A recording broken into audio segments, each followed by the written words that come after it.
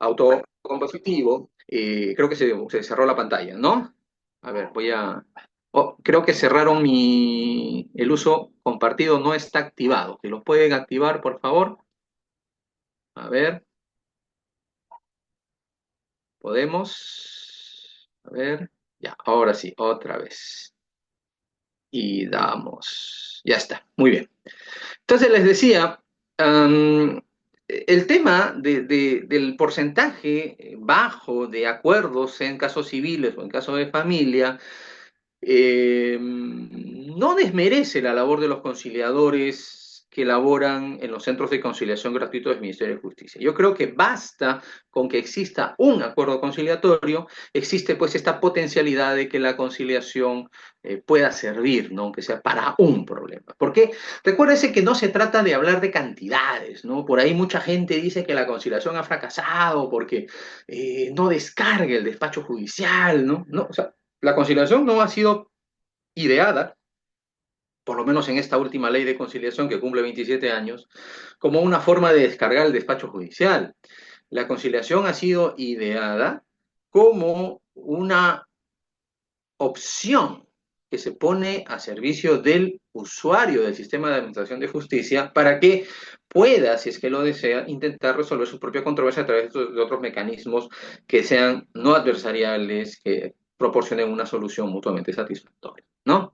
Entonces, eso es, digamos, en lo que respecta al panorama a nivel de los centros de conciliación gratuitos, ¿no? O sea, ahí está. Pero miren, y acá viene, yo creo, la parte importante que rescatar y que de alguna manera va a revalorizar la labor de los operadores privados de la conciliación, es que las cifras son mucho más favorables a nivel de centros de conciliación privados. Por ejemplo, a nivel nacional, los centros de conciliación privados en materia civil han tramitado un total de 10.668 expedientes en materia civil, de los cuales entre acuerdos totales 2.807 y acuerdos parciales 35 procedimientos dan un equivalente al 26,64% de acuerdos. Es decir, de cada 100 expedientes, por lo menos en 25, 26 y algo más, hay acuerdos entre totales y parciales. Entonces, si contrastamos este porcentaje versus las materias civiles que ven los centros de conciliación gratuitos, bueno, vemos que hay un mayor nivel de eficacia. Y si este dato lo vemos a nivel de los temas de familia, que nuevamente insistimos, los temas de familia no son obligatorios. Las partes, si van a un centro de conciliación, es porque por lo menos una de ellas, el solicitante, o en el caso de que se presente una solicitud conjunta, ambas partes, son las que desean llegar a una solución rápida y eficiente. Recuérdese que la conciliación se utiliza, pues, como una forma de culminar este trámite de separación convencional y divorcio ulterior en notarías y en municipalidades, el famoso divorcio express, ¿no? Entonces, miren, de un total de 3.564 expedientes en familia tramitados por los centros de conciliación, entre 2.822 expedientes que son con acuerdo total y 46 con acuerdo parcial, el porcentaje de acuerdo se eleva dramáticamente a más del 80%, casi 80,5%, ¿no? Esto es interesante, porque primero, como dijimos hace un momento, la conciliación en familia no es obligatoria, a diferencia de lo que ocurre en civil, ¿no? Donde de alguna manera antes de demandar ya el futuro litigante, la mayoría de las veces, y esto hay que reconocer, es lo que ocurre en la realidad, el litigante considera que es un requisito previo a demandar. No considera la conciliación como una forma de evitar el inicio del proceso, ¿cierto? En los casos de familia, digamos, claro, hay menor cantidad de expedientes si lo comparamos a la cantidad de expedientes conciliatorios que tramitan los centros de conciliación gratuitos. Pero para hacer una materia no conciliable de manera obligatoria, el número de expedientes en temas de familia es interesante y más aún la cantidad de acuerdos a los que se arriba, ¿no? Que equivale al 80%. Y un dato importante, antes que se puedan empezar a preguntar, Del total de 3.564 expedientes en familia, en la materia de alimentos tenemos un total de 2.004 expedientes. Y entre acuerdos totales y parciales, que son 1.655, el porcentaje de efectividad de la conciliación en materia de alimentos en el año 2023 representa el 82.5%. O sea, miren, ¿ah? ¿Qué pasaría? Y esta es una pregunta válida. ¿Qué pasaría si es que la conciliación en temas de familia se vuelve obligatoria? Estamos especulando, no es un análisis prospectivo, ¿no? Lo primero, obviamente, si los temas de familia fueran obligatorios, ¿no? Yo creo que a nivel de centros de conciliación privados y a nivel de centros de conciliación gratuitos, la cantidad de solicitudes se elevaría exponencialmente. Y yo creo que el porcentaje de acuerdos podría bajar, por lo menos, estamos hablando a nivel porcentual, ojo, es decir, por ejemplo, de 80%, 82%, podríamos llegar a un porcentaje de acuerdos de 60, 50%. Y algunos dirán, pero entonces no convendría volver a la conciliación obligatoria. Yo creo que sí. Yo creo que podríamos volver a este régimen original de la conciliación, donde todos los temas de familia eran conciliables de manera obligatoria, pero no nos centremos en el porcentaje. Yo creo que tendríamos que centrarnos más en la cantidad de procedimientos que concluirían con acuerdo total o parcial. Es decir, claro, hay mayor cantidad de procedimientos conciliatorios, o habría, ¿no? Mayor cantidad de procedimientos conciliatorios porque sería un tema obligatorio, pero también la cantidad, no el porcentaje, la cantidad, el número de expedientes que concluirían con acuerdo total o parcial sería mayor. Ergo, estaríamos dando la posibilidad de que la ciudadanía goce en esos temas de familia de las ventajas del empleo de la conciliación como mecanismo de resolución de conflictos. Miren, y además, y acá viene el otro dato importante, del total de procedimientos tramitados por los centros de conciliación privados a nivel nacional durante el año 2023, que son 14.784, el porcentaje de acuerdos totales y parciales es mucho mayor. Estamos hablando de un porcentaje cercano al 40% de acuerdos totales o parciales. Entonces, creo que la base de la institución de la conciliación, la eficacia, la efectividad, reposa, qué duda cabe, en los operadores de la conciliación. Pero por lo menos a nivel de información estadística, durante el último año, quienes están colaborando más en la suscripción de acuerdos serían los operadores privados. Es decir, los que tendrían un desempeño más eficiente a nivel de la cantidad de acuerdos, el porcentaje de acuerdos, específicamente, no cantidad, porcentaje de acuerdos, porque cantidad pues llevan en cuenta los gratuitos, ¿no? Pero a nivel de porcentaje de efectividad, los privados tienen una función que verdaderamente coadyuva al restablecimiento de la paz social, porque el porcentaje de acuerdos conciliatorios es mayor. Por lo menos recuérdese que si hay acuerdo y se suscribe un acta, habrían por lo menos, creo, dos o tres consecuencias importantes, tomando en consideración el mérito del acta. Primero, se resuelve la controversia. Segundo, por lo menos en los temas de derecho civil, ya no se puede revisar, ¿no? Estos acuerdos. Bueno, se podría volver a conciliar, yo creo que sí, pero en principio los acuerdos tienen efecto de cosa juzgada.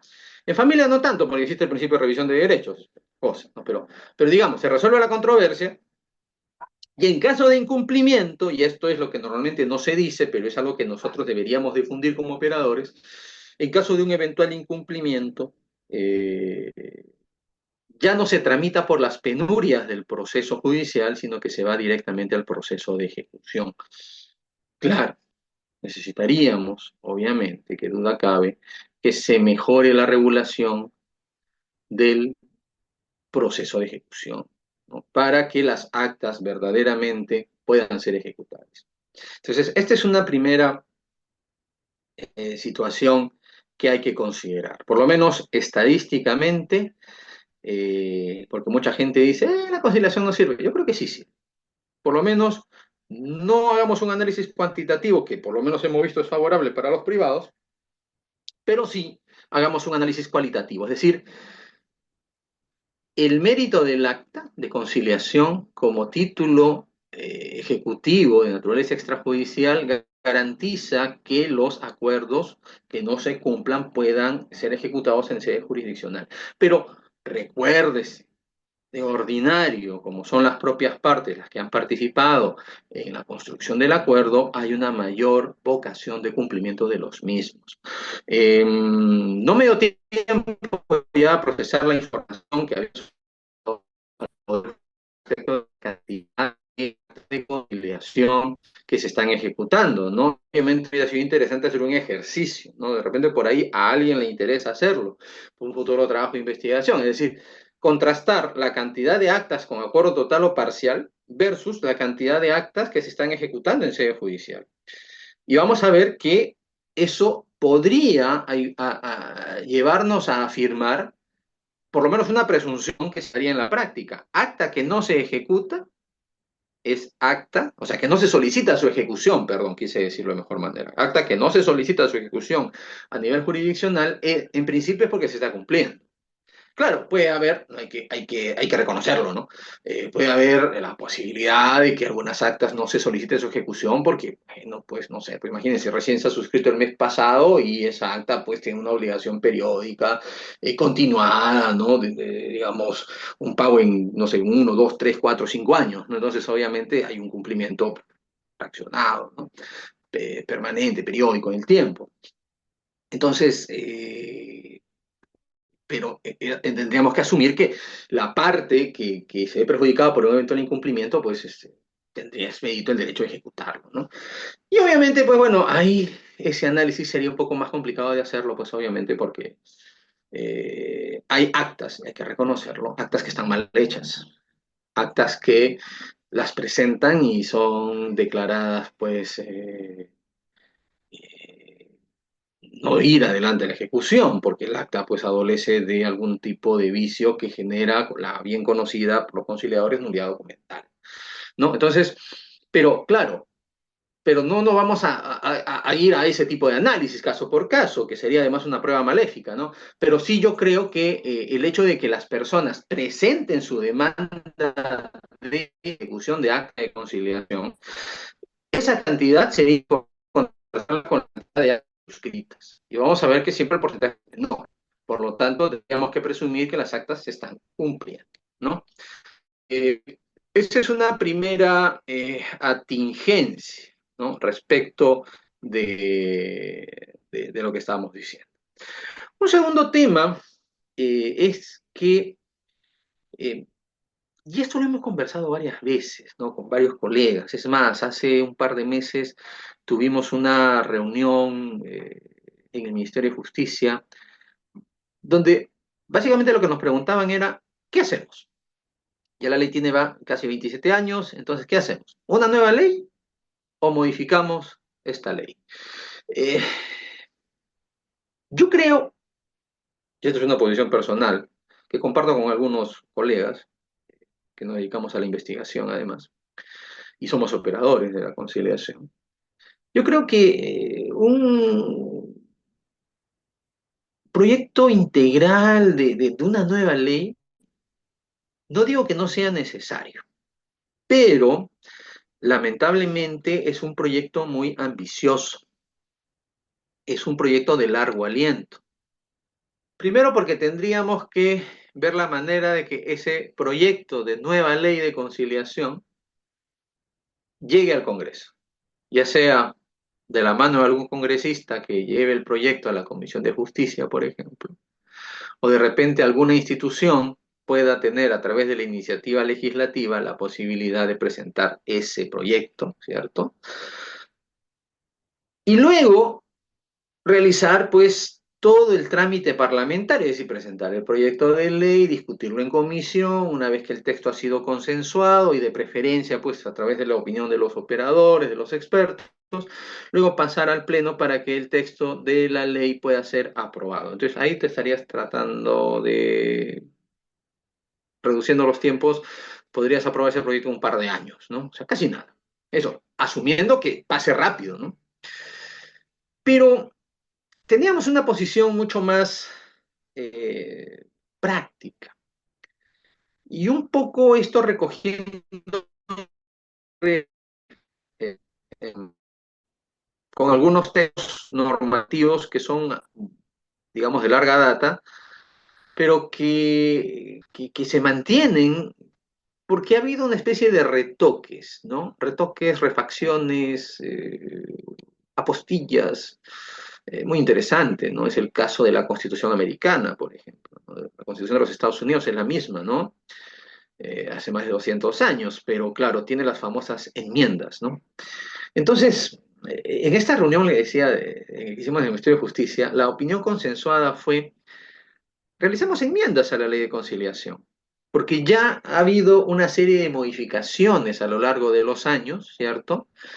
Recuérdese que originalmente la ley de conciliación se contemplaba a la conciliación como un requisito de admisibilidad, luego varió un tema de procedibilidad, se incorporó este tema de la declaración de improcedencia por falta de manifiesta falta de interés para obrar, se modificó el tema de los plazos, se modificó el tema de los requisitos del acta, se modificó el tema de la representación, vamos a ver eso ahorita de manera muy rápida. Ha habido una serie de temas, se incorporó el tema de la conciliación virtual de una manera pues excesivamente reglamentaria, bueno, muy formal. Entonces, el hecho concreto es que la ley ya no es la ley que conocimos al inicio del año 97, eh, a fines del siglo pasado. Ya no es la misma. Pero si bien es cierto, no vamos a ir con una opción de demoler esa institución llamada conciliación a través de una nueva ley, sí podemos hacer una serie de ajustes importantes que permitan, por lo menos a nivel de los operadores y a nivel de los usuarios del sistema conciliatorio, una mejora en cuanto al empleo de este mecanismo. Primero, yo creo que, y esta es una idea general, una idea macro, deberíamos volver a las raíces que inspiraron la implementación de la conciliación extrajudicial en el Perú con esta última ley, la ley de conciliación, eh, pero que no ha sido el único ensayo legislativo de implementar la conciliación en nuestro ordenamiento jurídico. Ojo, ¿ah?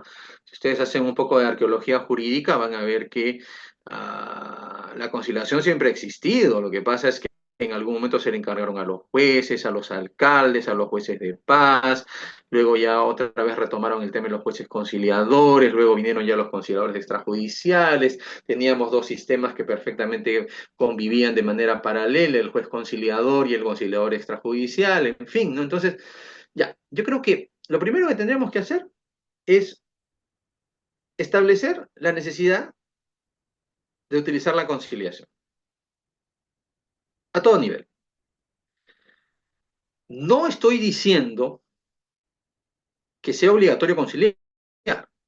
Lo que estoy diciendo es que se establezca un régimen de obligatoriedad en el cual se visualice al órgano jurisdiccional como lo último a lo cual tendríamos que llegar en determinado tipo de problemas y que se exija antes de demandar el cumplimiento de determinado paso previo, que no es una vulneración, como han dicho algunos autores, al derecho a la tutela jurisdiccional efectiva, sino que, y esto lo ha dicho el Tribunal Constitucional colombiano, en algunos casos es totalmente válido la imposición de determinadas limitaciones al derecho a la tutela jurisdiccional, es decir, la exigencia de la conciliación previa, ¿no? Porque existe esa potencialidad de resolver conflictos antes de ir al Poder Judicial y por lo tanto este caso menos que no llega al Poder Judicial lo va a ir descargando de tal manera que los jueces van a resolver los casos que verdaderamente merecen su atención y las partes van a resolver los casos que efectivamente pudieron hacerlo de manera directa con la ayuda de un tercero, ¿no? Entonces, eso coadyuva al final a la finalidad del proceso, que es lograr la justicia, ¿no? en paz social, ¿no? Entonces, es totalmente válido eso, volver a un régimen de obligatoriedad. Y nuevamente, el tema de la obligatoriedad no solamente tiene que estar limitado a la conciliación en temas de derechos disponibles, sino tendría que ampliarse a los temas de familia, ¿no? Em, por ahí algún autor, no recuerdo el nombre, hablaba pues que lo que falta son incentivos. Que el sistema tal cual está diseñado, pues, como decíamos hace un momento, la mayoría de personas pues consideran a la conciliación como un requisito previo antes de demandar. Y no es así.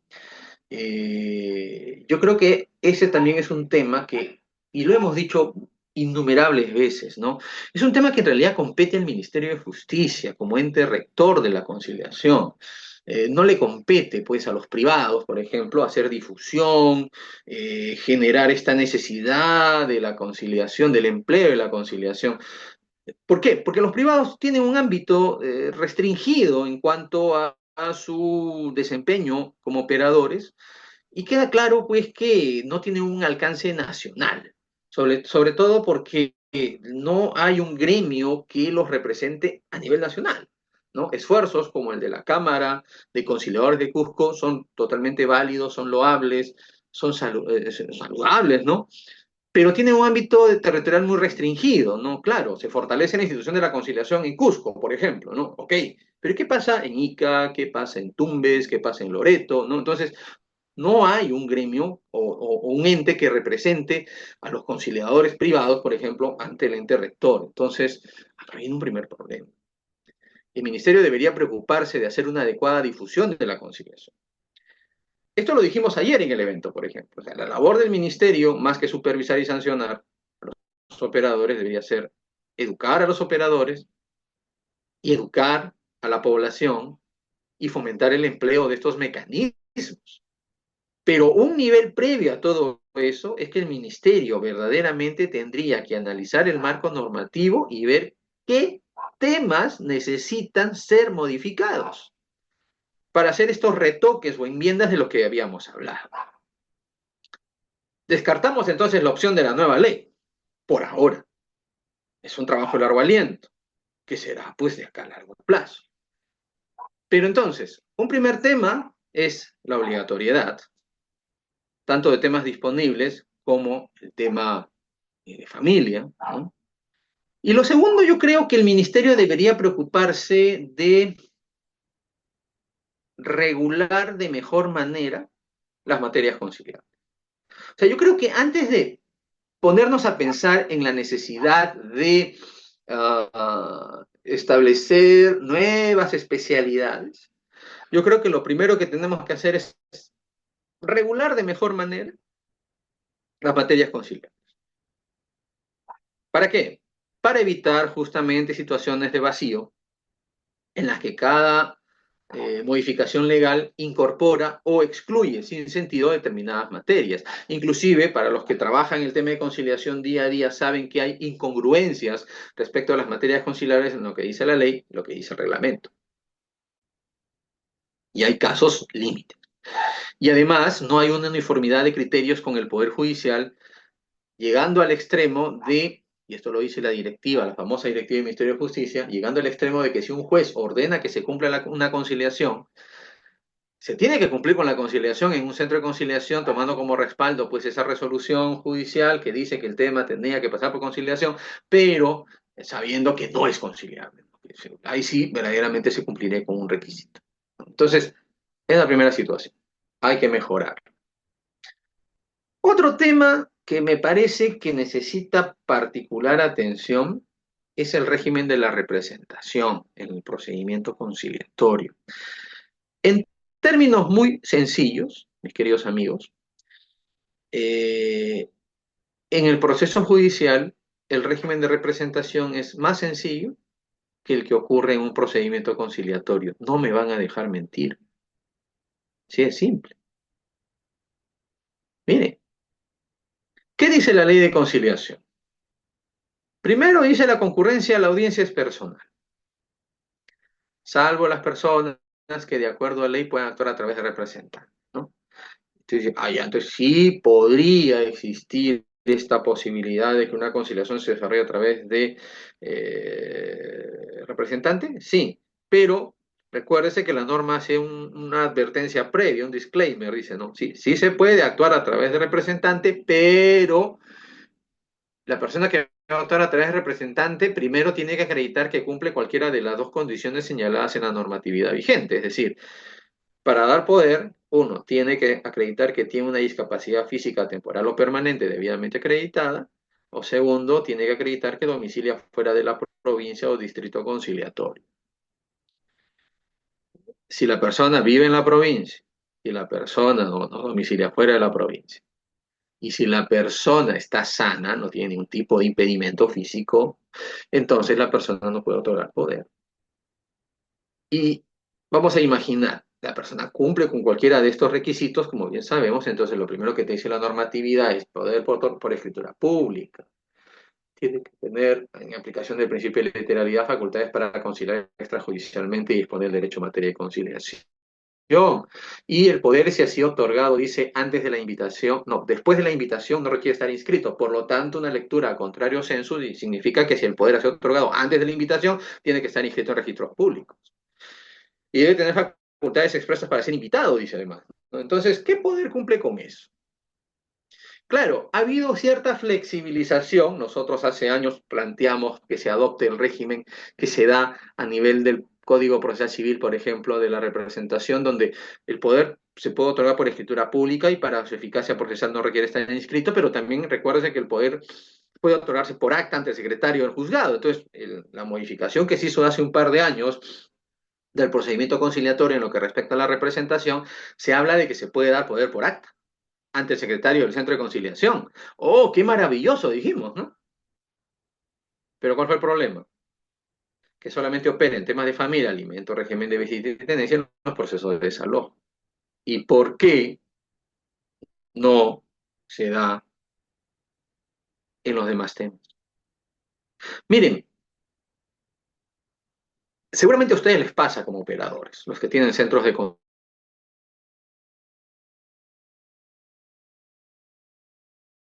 conciliación, los que concilian. Y ese poder en la audiencia no les sirve, en la audiencia de conciliación. Y el problema se lo cargan ustedes.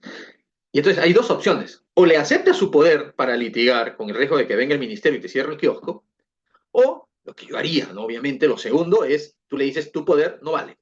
Claro, el abogado te va a patalear, va a reclamar y todo lo que tú quieras, pero tú dices, pero es que si yo te acepto el poder tal cual lo tienes, para mí es un poder insuficiente y no puedo, y a mí me sancionan. Prefiero no aceptarte nada. Oye, pero yo he leído por ahí que se pueden poder por acta. Sí, pero solamente es si es que estás enfermo o estás domiciliando fuera de la provincia, uno, y dos, para temas de alimentos, régimen de visita, tenencia o desalojo. Y recordaremos que no todos los procesos de desalojo van por conciliación previa, ¿no? El alquiler-venta, por ejemplo, y el otro, el tema del desalojo con allanamiento a futuro, el desalojo express, tampoco necesitan de la conciliación previa, como bien saben. Entonces, ahí hay todo un tema. Entonces, ¿por qué no nos sinceramos? ¿Por qué no decimos que en la conciliación, en tanto existe la posibilidad de celebrar un acuerdo, y ese acuerdo es un acto jurídico, si el Código Civil permite la posibilidad de celebrar actos jurídicos a través de representante, entonces, ¿por qué no admitimos esa posibilidad seca? Es decir, que pueda darse la posibilidad de que los acuerdos conciliatorios, en tanto actos jurídicos, puedan ser realizados también a nivel de representantes. Entonces, ahí tenemos un tema adicional para el debate. Eh, por lo menos, ¿ha habido cierta flexibilización? Sí, pero lamentablemente no es suficiente. Entonces, esto nos trae problemas como operadores. Otro tema es la regulación de la conciliación virtual. En el libro que hemos editado con Gaceta hay un artículo bien interesante de Rocío Peñafiel sobre la forma como está pensada la conciliación virtual, ¿no? Desde la perspectiva del ministerio y que ella denomina una carrera de obstáculos, ¿no? Eh, El ministerio ha regulado de una manera tan estricta la posibilidad de realizar audiencias de conciliación virtuales que en la práctica casi ningún centro las realiza, ¿no? Desde el hecho de que se da esa posibilidad de que el invitado pueda dejar sin efecto la solicitud de presentar de manera, digamos, para realizar un procedimiento virtual, hasta el hecho de exigir que el conciliador, a pesar de que es un procedimiento remoto, ¿no?, tenga que estar en la sede del centro de conciliación y luego una serie de requisitos técnicos con nivel técnico de primer mundo, ¿no? Que creo que ni el ministerio los cumple. Entonces, ahí hay un problema. Y además, y esto es algo que yo siempre explico, ¿no? Un poco para ser más gráfico respecto de lo que ha ocurrido. Miren, am, cuando ocurrió el tema de la pandemia, eh, esto nos obligó, el tema del aislamiento social, nos obligó a aislar, ya a comunicarnos a través de medios digitales como este, ¿no? Que nos permite, pues, realizar este tipo de comunicación, ¿no? Remota, a distancia. Eh, pero ¿qué pasa? Hubieron tres escenarios en lo que respecta a mecanismos de resolución de conflictos que adaptaron la forma de comunicación virtual. Primer escenario, el Poder Judicial. No hubo una modificación del Poder Judicial, del Código Procesal Civil, perdón. Lo que sí, se adoptaron directivas sobre el tema de la oralidad, ¿no? La forma de llevar los procesos civiles a través de este mecanismo de la oralidad. Y se estableció todo un protocolo para que las diversas audiencias en sede judicial se realicen de manera virtual, a través del empleo de mecanismos o de apoyos técnicos, tecnológicos. Ya, ¿ok? Pero el Código Procesal Civil sigue igualito. En el arbitraje, que también es una experiencia que conozco como director del Centro de Conciliación y Arbitraje. ¿Qué pasa? En el arbitraje tampoco hubo una modificación de la ley de arbitraje, pero se aplicó el principio de flexibilidad del arbitraje. Y entonces los centros de arbitraje, los que desarrollamos pues este nivel de procedimiento arbitral institucional, establecimos directivas un poco para dar mayor seguridad a las partes al momento de admitir a trámite procesos arbitrales de naturaleza no presencial. Pero, repito nuevamente, no se modificó por ninguna parte la ley de arbitraje. Miren, proceso judicial, arbitraje, adoptaron la virtualidad sin mucho queco y hasta ahora viene trabajando perfectamente. Es más, en arbitrajes yo me atrevería a decir que buena parte de los procesos arbitrales se desarrollan mediante mecanismos virtuales, por lo menos del 100% de arbitrajes en los que yo he participado, ya sea como miembro de tribunal o como abogado, como parte, se han realizado de manera virtual. Mira, y no hay ningún tipo de modificación de la norma respectiva. Pero ¿qué pasó en la conciliación? Ponen tantos requisitos que no se emplean. Y esto es paradójico, ¿no? Porque los operadores en su momento hicimos un pedido al Ministerio de Justicia para que dé una disposición, por lo menos que nos permita en época de pandemia conciliar. Algo provisional, algo de emergencia. El Ministerio que dijo, no, vamos a modificar la ley, vamos a incorporar unos artículos, vamos a hacer una modificación al reglamento. Y incorporaron todas esas modificaciones, como decía cierto personaje político, hicieron todo un andamiaje que no se usa. ¿De qué nos sirve? Entonces, eso, por ejemplo, ese andamiaje, desarmarse, debería repensarse y debería establecerse una manera mucho más flexible, mucho más informal, porque la ley de conciliación por lo menos está inspirada en esos principios. ¿Ok? Entonces, miren, modificando el tema de materias conciliables, modificando el tema de representación, modificando el tema de procedimientos de conciliación virtual y mejorando algunas cuestiones respecto del procedimiento, cuestiones mínimas, obviamente, ¿no? Plazos, menos formalidades, obviamente, ¿no? Y en el caso del acta, yo creo que eh, tendríamos que, por un lado, hacer un acta que sea pues un instrumento verdaderamente ejecutivo, mejorar el tema de los requisitos seguramente, ¿no? Y segundo, mejorar el tema del proceso de ejecución. Con eso, esas modificaciones urgentes que requiere este marco normativo, yo creo que la norma podría empezar a andar. Y luego ya podemos sentarnos a una mesa y podríamos eh, intentar, pues, ¿no?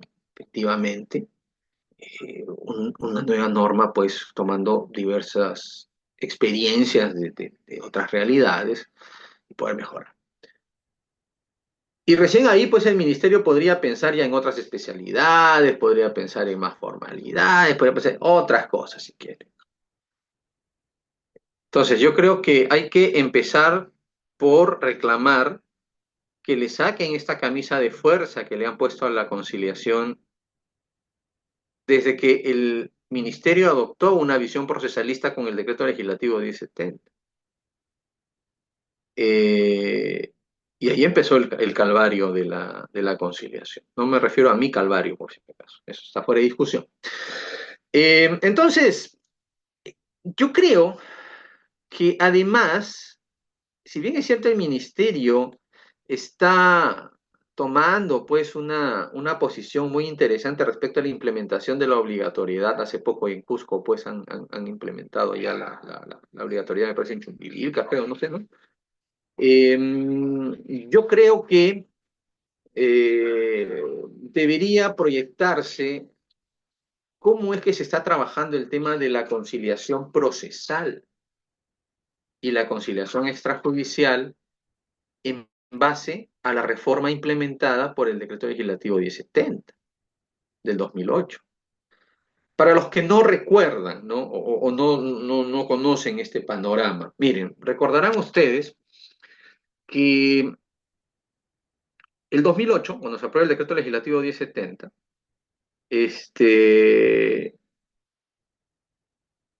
se modificó la ley de conciliación por el tema del TLC, además, y se modificó el Código Procesal Civil. Entonces, ¿qué pasó? Acá se da una especie, pues, de esquizofrenia legislativa muy grave, ¿no? Que en la práctica debilita algún tipo de sistema conciliatorio, porque el de la conciliación extrajudicial no es el único sistema conciliatorio que tenemos, también tenemos un sistema de conciliación judicial o procesal, ¿no? Que está regulado por el Código Procesal Civil, ¿no? Miren, ¿qué es lo que pasa? Acá lo que ha ocurrido, y es algo que también tendría que corregirse, es que se ha vestido un santo para desvestir otro. Y en algunos casos hasta tenemos dos santos que no tienen ropa. ¿Me explico? Miren, ejemplo, a ver, en Cusco, ¿qué sucede? En temas civiles la conciliación es obligatoria, ¿cierto? Ok, ya. Antes de demandar un tema de una deuda, por ejemplo, un desalojo, usted tiene que acudir a una conciliación entendida esta como un requisito de procedibilidad. Hasta ahí estamos bien. ¿Qué pasa si no hay acuerdo? Cumple con el requisito de procedibilidad y demanda. Y luego, ya en el proceso judicial, la audiencia de conciliación a cargo del juez es facultativa, ¿cierto? Esta audiencia de conciliación se puede realizar porque ambas partes se la piden al juez o porque el juez la convoca. Claro, hay una tercera opción, ¿no? Que es el empleo de ambos mecanismos, el extrajudicial y el judicial, que es que las partes pueden acudir a un centro de conciliación, ¿no? A pesar de que la controversia está judicializada, y luego, pues, lo que hacen es presentar el acta de conciliación, si es que hay acuerdo, al juez para que la homologue y concluya el proceso. Entonces, pero bueno, eso no es una discusión aquí. Entonces, ¿qué sucede? La audiencia de conciliación extrajudicial es obligatoria en Cusco, pero la procesal es facultativa. ¿Y en familia qué ocurre? En familia es al revés. Porque si tú tienes un tema de alimentos, si quieres, vas a un centro de conciliación extrajudicial. Si quieres, ¿ah? Porque la norma no te exige el cumplimiento de este requisito de procedibilidad. Ya. Y si no vas y demandas directamente, no pasa nada. Pero al interior del proceso de alimentos, por ejemplo, el juez está obligado a realizar una audiencia de conciliación procesal porque allí rigen las disposiciones del Código del Niño y del Adolescente, que establecen la realización de una audiencia de conciliación procesal. Entonces, vemos que a nivel civil se ha fortalecido la conciliación extrajudicial, pero se ha debilitado la conciliación procesal. No existe. A nivel de familias, al revés, no hay una conciliación extrajudicial, aunque los números, como hemos visto hace un momento, nos indican de un empleo recurrente de la conciliación, la gente confía en la conciliación en familia, pero no es obligatorio ir a una conciliación extrajudicial en tema de familia. Pero dentro del proceso judicial, los jueces dicen, es obligatorio conciliar, es obligatorio realizar una audiencia de conciliación a nivel procesal. Miren cómo funciona esto. Ya, pero ¿qué pasa en aquellas provincias o distritos conciliatorios donde no se ha implementado este calendario de la ley de conciliación, de la implementación progresiva de la conciliación como requisito de procedibilidad exigible antes de la presentación de la demanda? Primero, que no hay obligatoriedad de cumplimiento de este requisito, entonces si tú quieres, demandas. Entonces, primer escenario, se ha debilitado la conciliación extrajudicial. Y segundo, al interior del proceso civil, la realización de la audiencia de conciliación procesal es facultativo y los jueces no lo convocan. Entonces, has matado a la conciliación extrajudicial y a la judicial en aquellos lugares donde el ministerio ni siquiera dice que la conciliación extrajudicial sea obligatoria. Por lo menos nosotros en su momento opinamos de que esto debió haberse modificado de una manera distinta. Es decir, um, en aquellos lugares donde no estaba implementado este tema de la obligatoriedad, la audiencia de conciliación procesal debió mantenerse.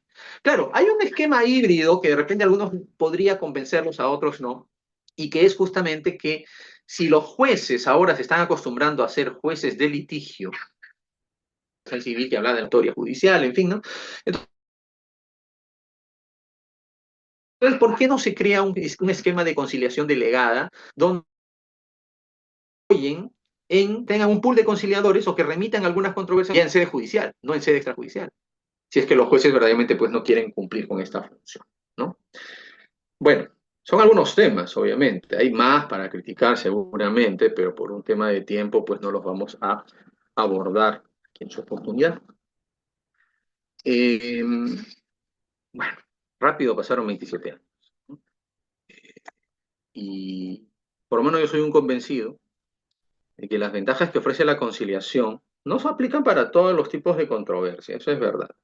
Pero sí, yo creo que a estas alturas del camino, y habiendo tantos conciliadores, habiendo tantos operadores que tienen tanto por decir respecto de las ventajas, de las posibilidades de mejora de la conciliación, ah, ha llegado el momento por lo menos de, puede sonar raro, ¿no? Pero ha llegado el momento de sentarnos a conciliar un nuevo texto de mejora legislativa. Creo que todas las opiniones son válidas. Creo que todos los operadores, sobre la base de su propia experiencia, pueden enriquecer el texto de una propuesta de modificación normativa, pero siempre sobre la base de menos formalidades innecesarias, sobre la base de un servicio que debe brindarse al ciudadano que está buscando un adecuado mecanismo que le pueda proveer en última instancia una solución adecuada a sus controversias, ¿no? Nuevamente, es una oportunidad, por lo menos una fecha, ¿no? Significativa, para eso son las fechas además, ¿no? Para hacer un alto en la jornada, para celebrarnos, estamos comprometidos con este tema de la conciliación y bueno, seguir viendo hacia adelante, ¿no? Eh, yo les agradezco por la invitación y bueno, creo que podríamos pasar algunos minutos para una ronda de preguntas si es que lo tienen a bien, ¿no? Bueno, muchas gracias.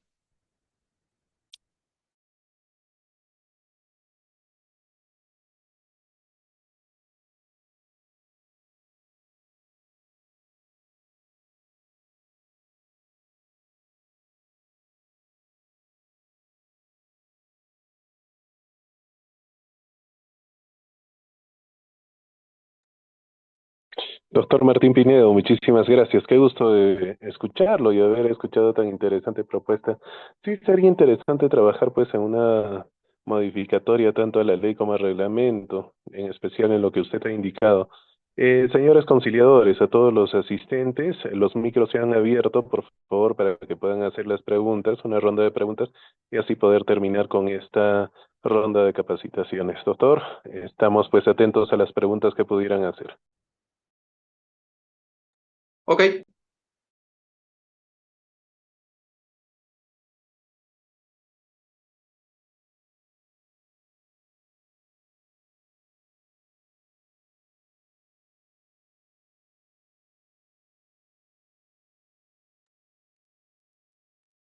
Buenas noches, hola, ¿qué tal? Paul, ¿cómo estás?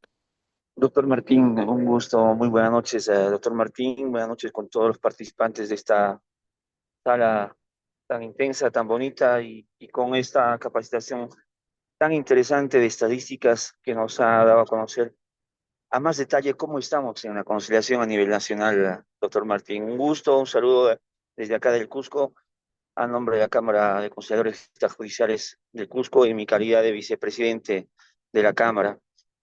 Doctor, qué importante para nosotros, los que estamos inmersos en la conciliación, es saber y escuchar que también desde hace mucho tiempo, obviamente, muchos están deseando el cambio ya rotundo de esta nueva norma o de la norma que tenemos de la conciliación extrajudicial.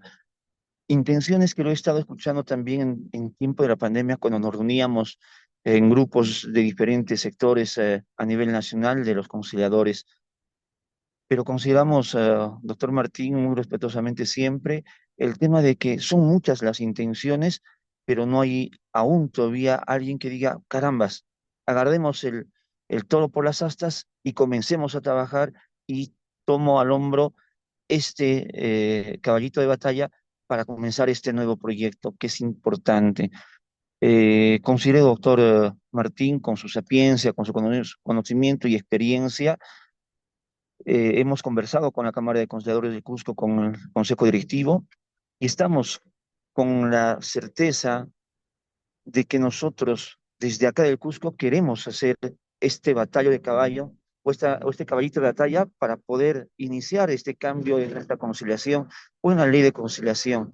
Pero necesitamos también de personajes como usted, capacitadores muy reconocidos, capacitadores que a cada momento están yendo de un lugar a otro lugar para hacer conocer este aspecto que es importantísimo.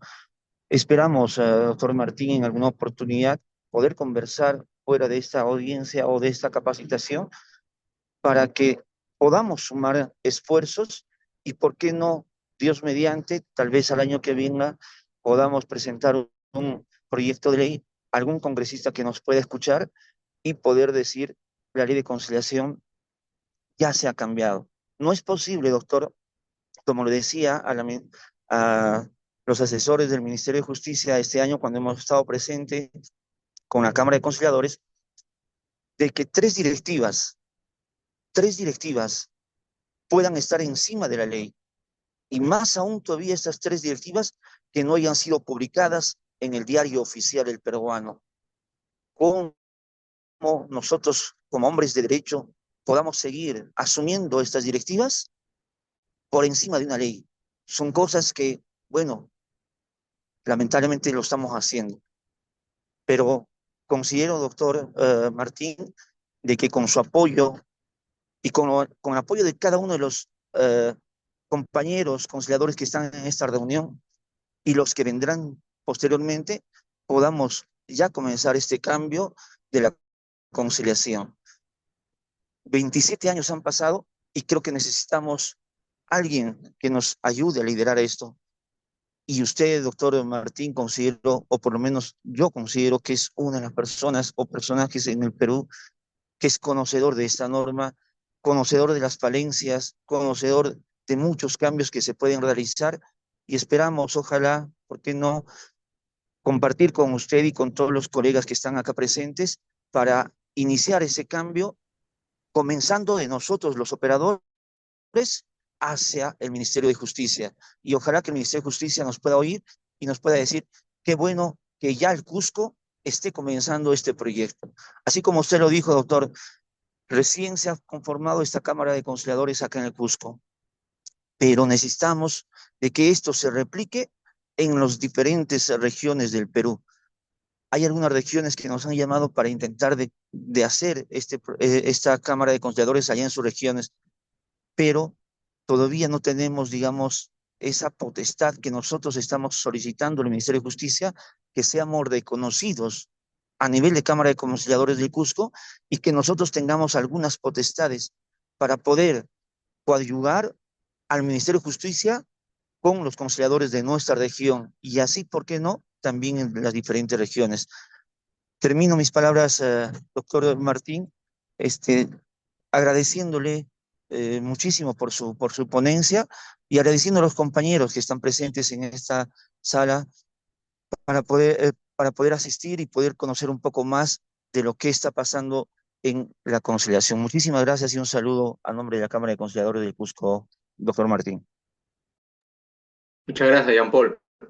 Sí, yo presto siempre a colaborar, ¿no? Yo creo que desde el primer momento que he sido convocado por ustedes, e inclusive desde antes, ¿no? Ya de manera personal con muchos miembros de la Cámara, yo siempre he tenido una disposición y voy a seguir teniendo una disposición para poder colaborar. Claro, no solamente yo, pues, ¿no? O sea, hay muchísimas personas que siempre tienen algo que decir. Yo creo que el sistema puede mejorar. Y lo que tú has mencionado, de verdad, es un tema grave, ¿no? Que por ahí en algún trabajo también yo lo he criticado, ¿no? Es decir, la falta de divulgación de directivas que no han sido publicadas y que hay un precepto constitucional que se lo están barriendo de golpe, que es que la norma es de cumplimiento obligatorio, ¿no? Y entra en vigencia desde el día siguiente de su publicación, salvo disposición legal en contrario, ¿no? Entonces, estas directivas nunca han sido publicadas y ahí viene un tema además de que establecen una serie de obligaciones a los operadores que no se entienden, ¿no? Bueno, esta falta de divulgación, más una contraposición con lo que es la ley y el reglamento, son pues elementos dañinos al sistema, ¿no? Yo creo que, como les dije al inicio de la exposición, son dos niveles, ¿no? Los que tenemos que apuntar, creo, como operadores. El primero es um, hacer mejoras necesarias, ¿no? Para que el sistema funcione de una manera mucho más rápida, mucho más flexible, mucho más informal, pero sin perjuicio de ello, pues pensar en grande y a largo plazo en una nueva norma, seguramente, ¿no? Es cuestión de gustos, es cuestión de opciones, creo yo, pero por un tema práctico yo creo que una modificación de determinados artículos sería mucho más viable, por lo menos a un corto plazo, ¿no? Y sí, nuevamente, reitero mi disposición para poder colaborar para cualquier proyecto que estén pensando hacer. En el chat he visto que están preguntando, dice, si se celebra una audiencia virtual en materia civil o alimentos, ¿es válida? Bueno, en principio sí, ¿no? O sea, sería válida en principio, si es que cumple con todo lo establecido en la ley de conciliación y su reglamento, ¿no? El tema va a ser si es que encuentras un centro que se anime a realizar un procedimiento de conciliación virtual, pues cumpliendo con todas las exigencias del ministerio, ¿no? Esa es otra cosa. Yo estuve preguntando, por ejemplo, ayer en el evento que tuvimos en el Colegio de Abogados de Lima y me dijeron que solamente a nivel nacional 4 centros estaban realizando audiencias de conciliación virtualmente. 4 centros a nivel nacional. Es una barbaridad, ¿no? O sea, a veces yo me pregunto, ¿para qué se hizo una modificación legal? Miren, además, no sé, para los que han realizado audiencias de conciliación virtual, seguramente el tema es conocido. Hay una confusión entre la firma digital, ¿no? Certificado digital. Entonces, ¿qué pasa, por ejemplo, si ya pues llega a un acuerdo y luego dice, ya, ¿cómo firmamos el acta? Ya, manda el documento y tú me pones ahí la firma escaneada. No, no tengo escáner. No, no sé cómo hacerlo. Uy, he visto esos casos cuando se estuvo implementando el tema de la virtualidad y les digo, ese es un dolor de cabeza, ¿no? O sea, por ejemplo, ¿por qué no nos copiamos el esquema de oralidad que tiene el Poder Judicial en el que, por ejemplo, si ustedes han revisado, hay un protocolo para la realización de las audiencias judiciales en civil, por ejemplo, por el tema de la oralidad? ¿Y qué pasa si hay conciliación ante el juez? Miren, en una audiencia virtual, se para la grabación durante la realización de la audiencia y se retoma cuando el juez da lectura a los acuerdos y le pregunta a las partes, ¿eso es lo que han acordado? Sí, con esa grabación y la transcripción del acta eso basta. ¿Qué tanto meter firma de las partes? O sea, algo así porque no lo hacemos en conciliación. Simplemente porque hay una permanente mala fe. Hay una permanente mala fe que está expresada en diversas partes de la ley, ¿no? Y del reglamento, ¿no? Piensan que el conciliador está con una permanente vocación de querer sacarle la vuelta a la norma. Yo creo que no podemos pensar así. Por eso es que, y seguramente algunos operadores piensan igual que yo, hay un divorcio entre el ministerio y los operadores privados. Eh, y no hay una cohesión respecto de cómo poder hacer para trabajar juntos. Somos las mismas ruedas del mismo coche. Entonces, ¿por qué vernos como enemigos, no? Entonces, yo creo que podríamos hacer bastantes cosas si es que hubiera algún tipo de cambio de actitud por parte de la interventora. ¿Alguna otra pregunta más, chicos? Bueno, creo que ya va a empezar mi novela. No, mentira.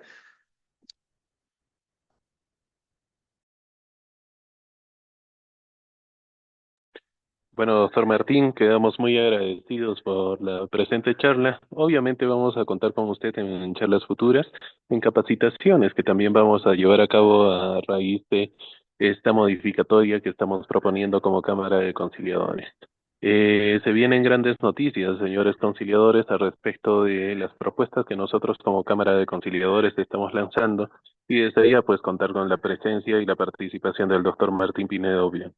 Doctor Martín, quedamos muy agradecidos entonces por la participación. Será hasta una próxima oportunidad. Un Muchas fuerte abrazo. gracias por la invitación, chicos. Bueno, gracias. Buenas Chao. noches con todos.